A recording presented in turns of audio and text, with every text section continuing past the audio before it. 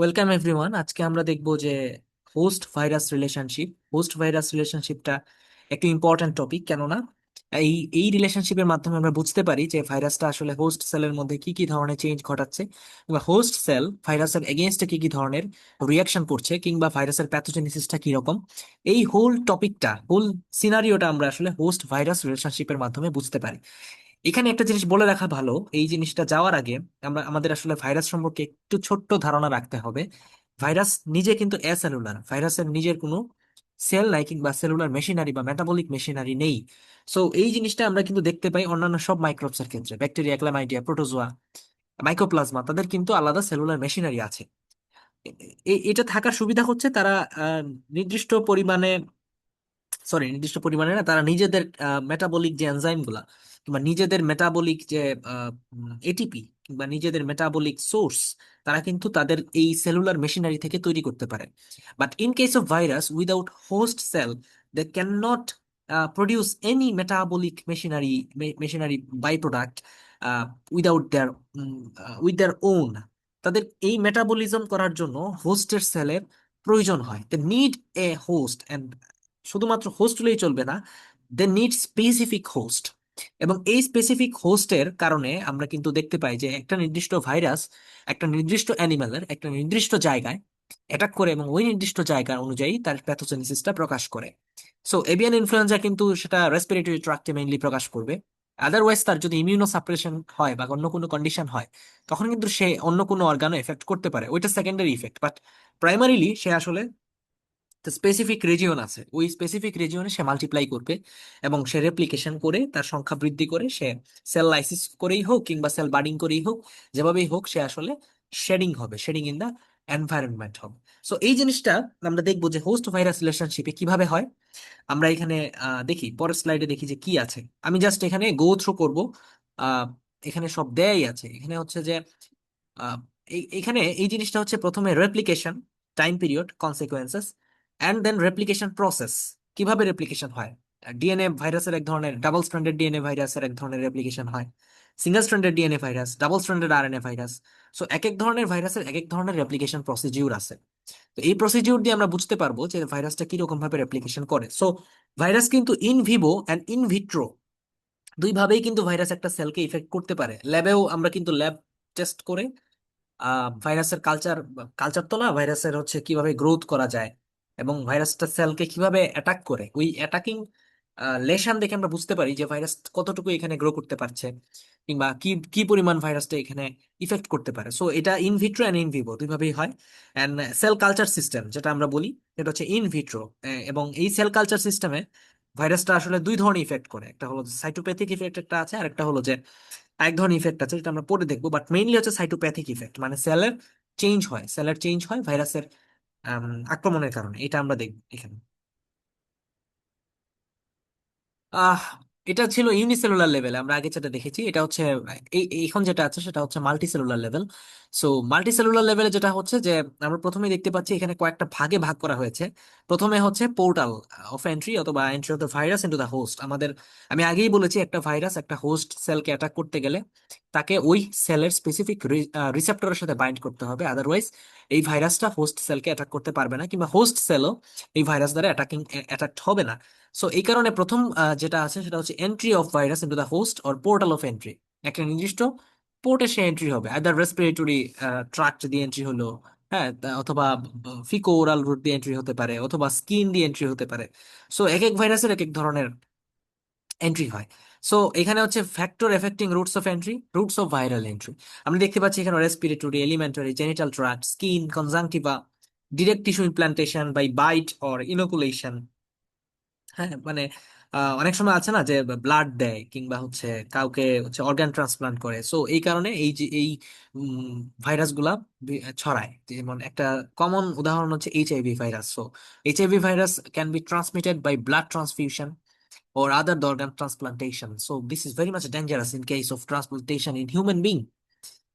আহ আগেরটাতেই যাই। এখানে হচ্ছে দেখতে পাচ্ছি যে spread of virus throughout the body. এখানে কিভাবে রেটিকুলো এন্ডোথেলিয়াল সেল দিয়ে ট্রান্সফার স্প্রেড হয় এক জায়গা থেকে আরেক জায়গায়, সার্কুলেটরি সিস্টেম দিয়ে স্প্রেড হয় এবং নার্ভাস সিস্টেম দিয়ে স্প্রেড হয়। এখানে সবচেয়ে বেশি ঝুঁকিপূর্ণ যেটা সেটা হচ্ছে নার্ভাস সিস্টেম দিয়ে। সবগুলোই ঝুঁকিপূর্ণ, বাট আমার কাছে মনে হয় নার্ভাস সিস্টেমটা একটু বেশি ঝুঁকিপূর্ণ, কারণ সার্কুলেটরি সিস্টেম এন্ড রেটিকুলো এন্ডোথেলিয়াল সিস্টেমের মধ্যে কিন্তু যথেষ্ট পরিমাণে লিম্ফোসাইট বলি কিংবা হচ্ছে ইমিউন সেল বলি সেগুলো কিন্তু থাকে। But in case of nervous system there are no blood, so as there is no blood, so এখানে কিন্তু লিম্ফোসাইটের পরিমাণটা কিন্তু এরকম ভাবে নাই বা নেই বললেই চলে।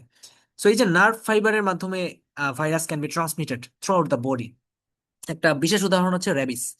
রেবিস ভাইরাস যদি পায়ে, যেমন পায়ে যদি ডগ বাইট করে, রেবিস ইনফেক্টেড ডগ, সো সেই সেই ভাইরাসটা পা থেকে স্পাইনাল কর্ড দিয়ে একদম সেন্ট্রাল নার্ভাস সিস্টেমে চলে যায় এবং ওখানে এফেক্ট করে। So this is very much important in case of transfer of the virus from one side to another. এখানে আমরা দেখতে পাচ্ছি একটা টার্ম আছে viremia. Emia means blood, so virus present in blood, this is called viremia. এখানে আমার দুইটা part হয়, প্রাইমারি ভাইরেমিয়া, সেকেন্ডারি ভাইরেমিয়া, অথবা প্রাইমারি ভাইরেমিক স্টেজ, সেকেন্ডারি ভাইরেমিক স্টেজ। এই দুইটা স্টেজের মধ্যে আমরা আসলে ভাইরাস যদি কালেক্ট করতে চাই, কোনো একটা অ্যানিমেল থেকে ভাইরাস কালেক্ট করতে চাই, তাহলে আমাদের প্রথমেই প্রাইমারি ভাইরেমিক স্টেজ থেকে ভাইরাস কালেক্ট করতে হবে। আই রিপিট, প্রাইমারি ভাইরেমিক স্টেজ থেকে ভাইরাস কালেক্ট করতে হবে, বিকজ সেকেন্ডারি ভাইরেমিক স্টেজটা যখন হবে তখন কিন্তু তার হিউজ পরিমাণ মাল্টিপ্লিকেশন হবে, এটা আমরা জানি। সো হিউজ মাল্টিপ্লিকেশন হলে আমরা হিউজ পরিমাণ ভাইরাস পাবো, আমাদের আইডেন্টিফিকেশনের সুবিধা বুঝলাম। কিন্তু আমাদের একটাও সুবিধা আছে এখানে, সেটা হচ্ছে আমরা যদি সেকেন্ডারি ভাইরামিক স্টেজ থেকে ভাইরাসকে কালেক্ট করার চেষ্টা করি, তখন আমরা দেখবো এখানে কিন্তু অনেক পরিমাণ অ্যান্টিবডি তৈরি হবে। সো অ্যান্টিবডি যদি তৈরি হয় তাহলে অনেক ভাইরাসই কিন্তু এলিমিনেট হয়ে যাবে, কিংবা ভাইরাসের সাথে অ্যান্টিবডিও চলে আসবে। সো আমরা যদি পিওর ভাইরাস কালেক্ট করতে চাই এবং লেস অ্যামাউন্ট অফ অ্যান্টিবডি যুক্ত কোনো ভাইরাস যদি আমরা কালেক্ট করতে চাই, সেকালে আমাদের প্রথম মানে চয়েসটা থাকবে প্রাইমারি ভাইরামিক স্টেজ থেকে ভাইরাস কালেক্ট করা। এখান থেকে কালেক্ট করলে আমরা দেখতে পাবো যে ভাইরাসটা কিরকম হচ্ছে এবং আমরা পিওর ফর্ম অফ ভাইরাস পাবো।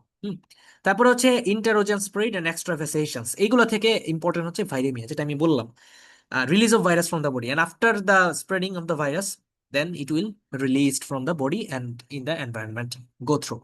So এখানে মাল্টিসেলুলার লেভেলে আমরা যদি দেখি যে তিনটা ভাগ আছে, একটা হচ্ছে এন্ট্রি অফ ভাইরাস, তারপর spreading of virus and release of virus.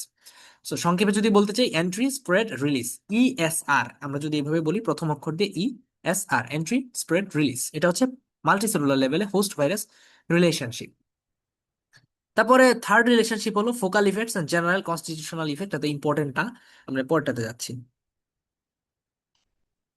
Okay, so overlapping stages, এখানে বলছে যে once a virus has entered the body, the disease process can be divided into four overlapping stages। মানে একটা virus একটা বডিতে ঢোকার পরে আমাদের ডিজিজ হওয়ার পর্যন্ত, মানে প্যাথোজেনেসিস, এটা হচ্ছে চারটা ভাগে ভাগ করা যায়।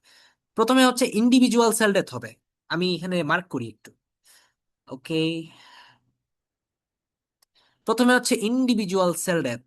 ইন্ডিভিজুয়াল সেল ডেথ মানে সেল নেক্রোসিস হবে এন্ড ভাইরাল রেপ্লিকেশন হবে। তারপর সেল রেসপন্স করবে, antiviral protein means interferon release হবে তখন সেকেন্ড স্টেজে।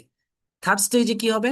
Effect of the virus on the host, including the route of acquisition of infection, the dissemination of virus in the body, clinical manifestation of the disease. তার মানে 3 number স্টেপে আমরা দেখতে পাচ্ছি যে ভাইরাসটা ঢোকার পরে 3 নাম্বার স্টেপে আমরা দেখতে পাবো যে বডি প্যাথোজেনেসিস শো করতেছে কিংবা ক্লিনিক্যাল সাইন শো করতেছে।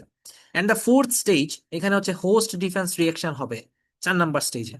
সো প্রথমে হচ্ছে ভাইরাসটা এন্ট্রি করবে, effect of the virus entry করার পরে ভাইরাসটা একটা ইউনিসেলুলার সেল ডেথ করবে, একটা সেলকে ডেথ করবে।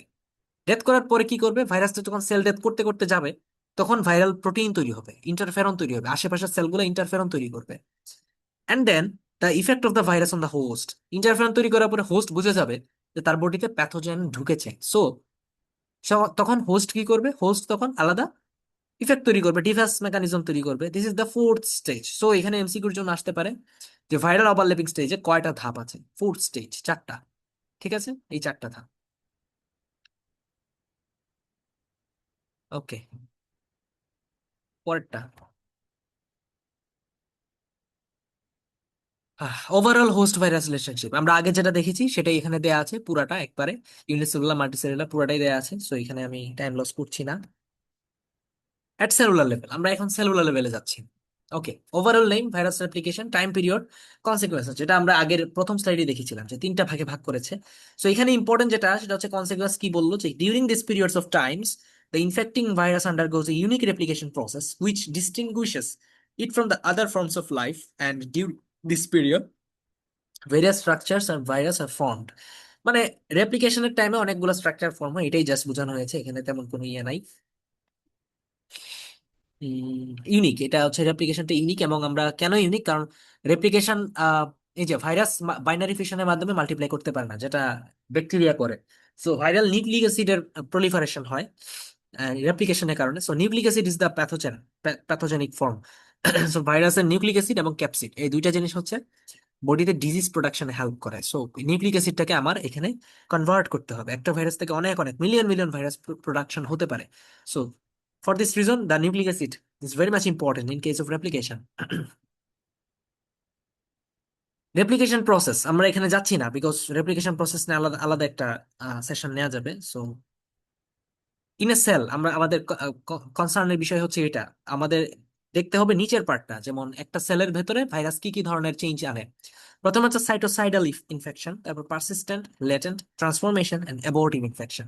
তাহলে আমাদের প্রশ্ন যদি আসে যে ভাইরাস একটা সেলের মধ্যে কয় ধরনের ইফেক্ট করতে পারে, the answer will be 5 types of effect. যে প্রথমটা হচ্ছে সাইটোসাইডাল, মানে সেল মেরে ফেলবে। পারসিস্টেন্ট ইনফেকশন, কোনো ধরনের লক্ষণ প্রকাশ ছাড়াই ভাইরাস অনেক দিন ধরে থাকবে। ল্যাটেন্ট ইনফেকশন, অনেক দিন ধরে ভাইরাস থাকবে। This kind of latent infection is also one kind of persistent infection, but different আছে। ট্রান্সফরমেশন, ভাইরাস চেঞ্জ হতে পারে। অ্যাবর্টিভ ইনফেকশন, এই 5টা ধাপে আমরা ভাইরাসের একটা সেলের মধ্যে কি কি ইফেক্ট সেটা আমরা দেখতে পারি।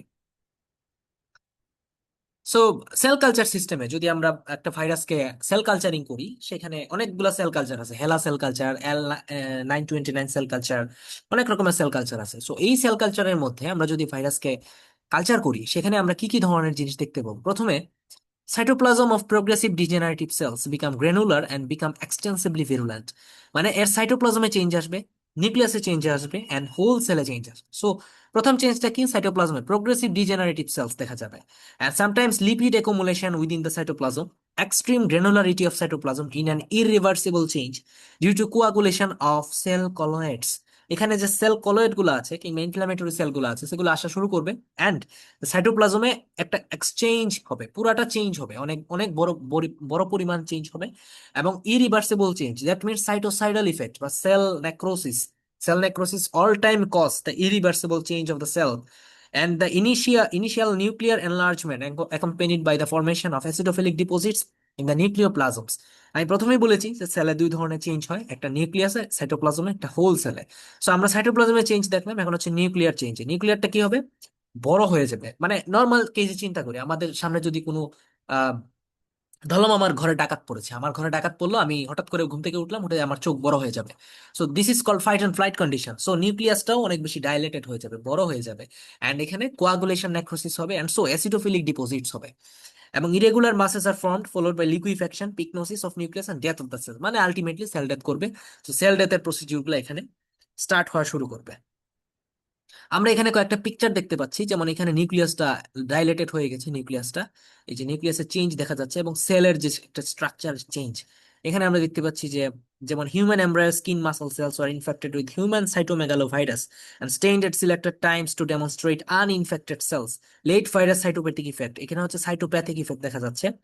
নিউক্লিয়ার ইনোক্লুশনস এন্ড ইনোক্লুশন কি আমরা পরে দেখবো। আর cell degeneration, this is called cell degeneration, and the focus infected cell in a cell mononuclear plaque, এগুলো হচ্ছে plaque formation. Plaque formation and pock formation, এই দুইটা লেশন তৈরি করে ভাইরাস।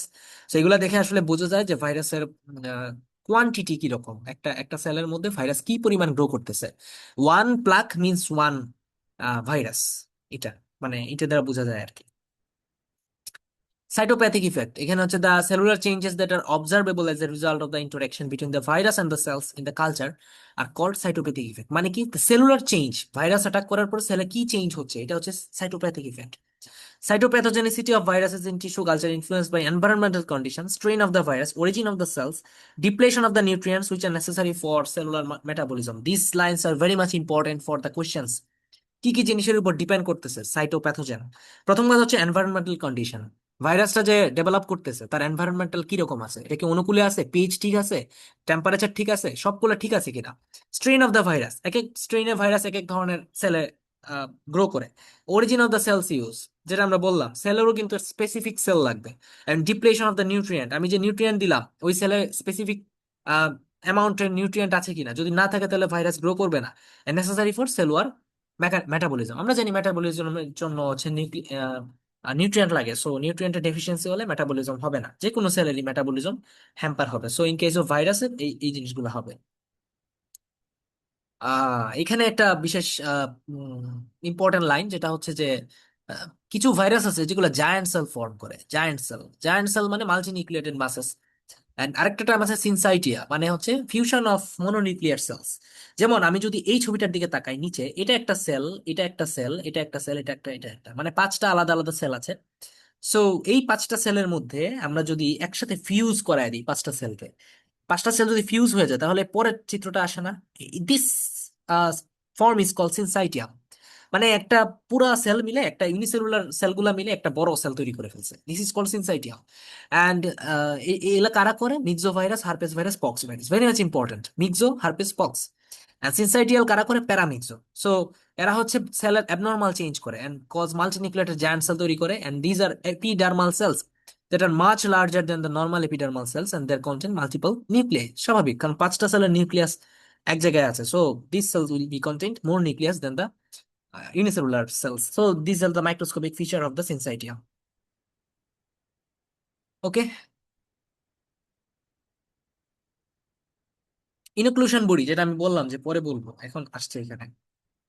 ইনক্লুশন বডিটা হচ্ছে সেলের মধ্যে ভাইরাস যখন আসবে তখন হচ্ছে এই ভাইরাস ইনডিউসড, হ্যাঁ, কিছু লেশন দেখা যাবে। এটাই হচ্ছে inclusion body. Virus factories or viroplasm মানে কি?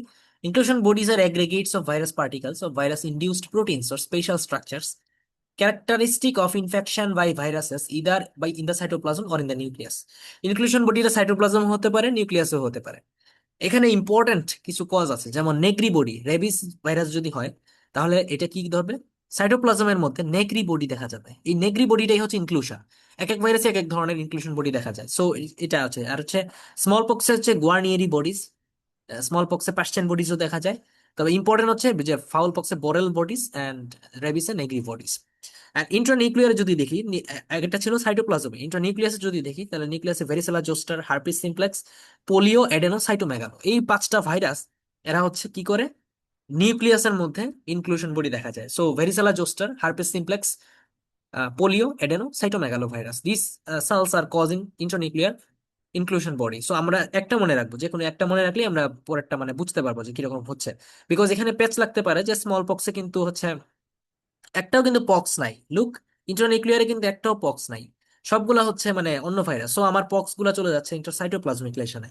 আর রেবিস তো এটা ইম্পর্টেন্ট সাইটোপ্লাজমিকই। আর আমরা যেগুলা পরিচিত most favourable and most important, polio, adeno, cytomegalo and herpes simplex virus. Herpes simplex কিন্তু অনেক পারসিস্টেন্ট গ্রোয়িং একটা ভাইরাস। So herpes simplex, polio, adeno, so এই ভাইরাস গুলা হলো যে ইন্ট্রানিউক্লিয়ার লেশন তৈরি করবে এন্ড ইন্টারসাইটোপ্লাজমিক লেশন তৈরি করবে, rabies and other pox viruses.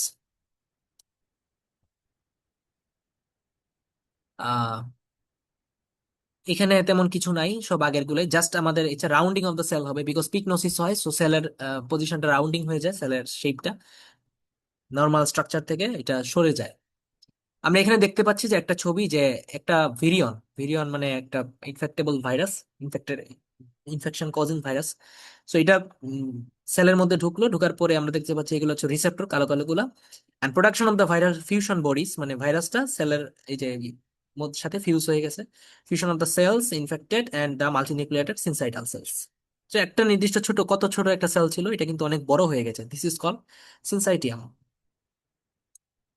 So এখানে কিন্তু এটাই দেয়া আছে, অল্টারেশন অফ সাইটোস্কেলিটন, সাইটোস্কেলিটনে কিভাবে চেঞ্জ করে, মাইক্রোটিবিউলস গুলাকে চেঞ্জ করে ফেলে, মানে নর্মালি সাইডাল আর সাইটোপ্যাথিক ইফেক্ট। সো এই ছিল হচ্ছে আজকের এই ভিডিওতে আমরা ইউনিসেলুলার লেভেলে কি কি কাজ করতে পারে ভাইরাস, সেটা আমরা দেখলাম। আমরা পরের ভিডিওতে দেখবো যে মাল্টিসেলুলার লেভেলে ভাইরাস কি কি ধরনের রিলেশনশিপ গ্রো করাইতে পারে। ঠিক আছে, থ্যাংক ইউ ভেরি মাচ।